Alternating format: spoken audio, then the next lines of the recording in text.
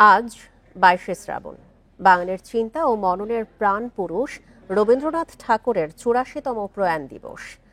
বাংলা সাহিত্যকে নানা বর্ণে, গন্ধে, ছন্দে, গীতিতে সাজানো রবীন্দ্রনাথ ঠাকুর ১৯৪১ সালের শ্রাবণের এই দুপুরে বিদায় নেন।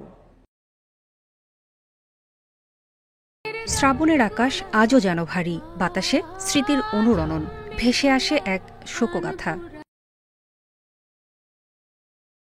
এই ২২শে শ্রাবণে থেমে গিয়েছিল বিশ্বকবির কলম, তবে থামেনি তার শব্দ, কবিতা আর জীবনের সুর থামলেও কোটি মানুষের হৃদয়ের বীণা বাজিয়েই চলেছেন রবীন্দ্রনাথ ঠাকুর। বাংলা সাহিত্য, সঙ্গীত, চিত্রকলা সব শাখায় তার ছিল সমান পদচারণা।